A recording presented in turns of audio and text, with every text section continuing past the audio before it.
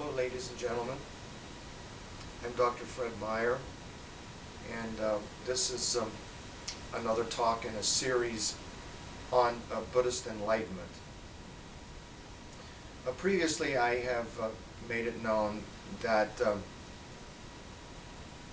two major aspects of enlightenment are awareness and emptiness, and these are also the two major aspects of the experience of the true nature of mind, which is another way of saying enlightenment.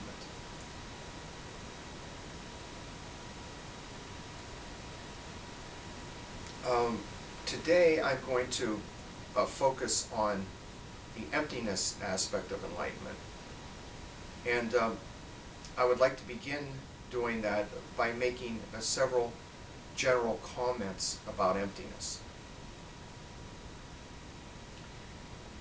Emptiness, when seen, is realized to be what we are.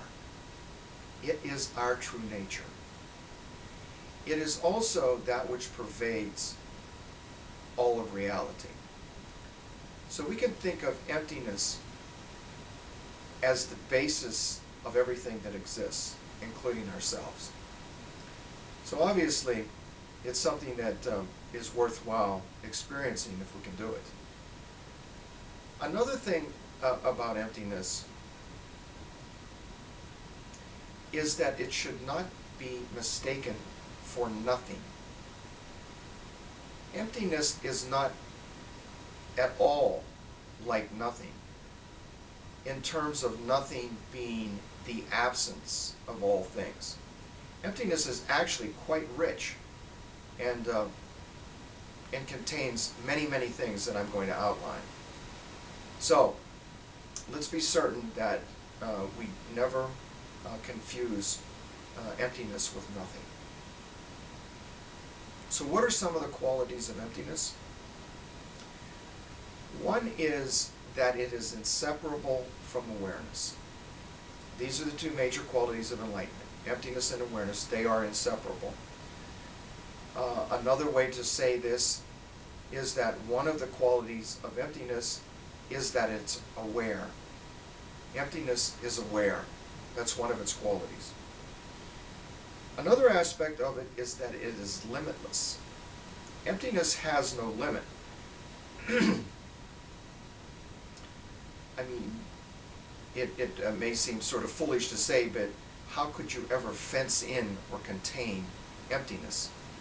Now, that's a logical explanation, but I would like to assure you that emptiness, when experienced, also feels as a limitless thing, something that extends throughout limitless space.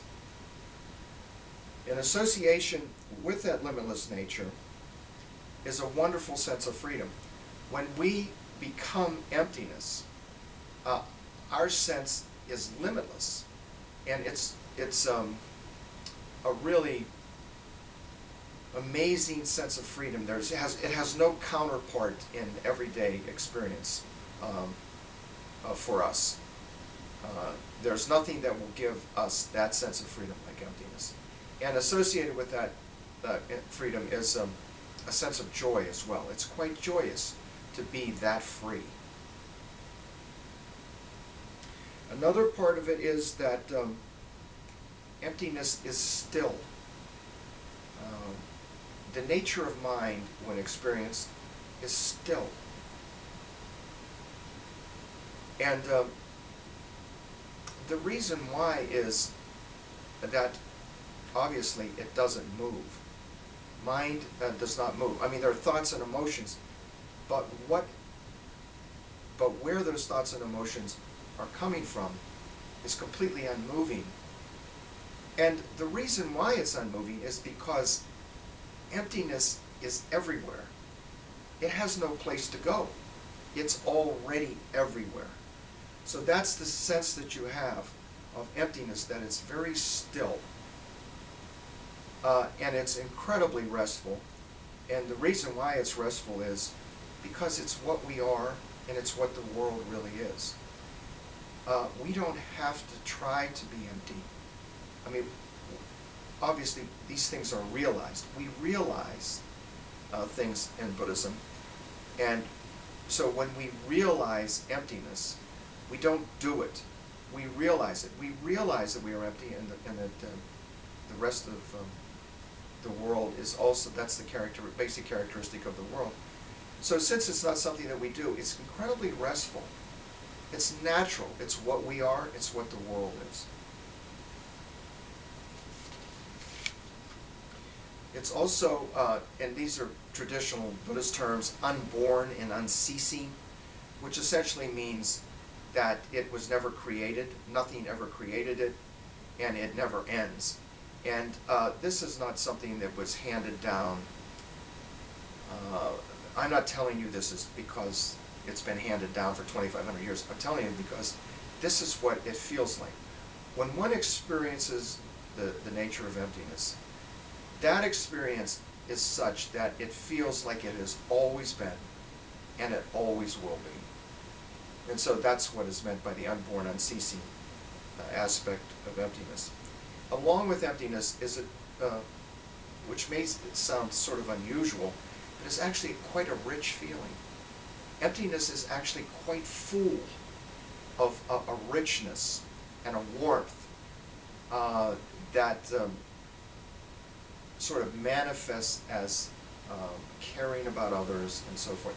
It's a natural characteristic of emptiness to, because of the fullness, the richness and warmth of it, it's to extend out to others. So we can see that emptiness is most definitely not nothing, that it is many things, and so that we should never confuse it with a nihilistic concept of nothing. It's not that at all. So I hope you've found these few comments about emptiness of help and of interest, and thank you so much for watching.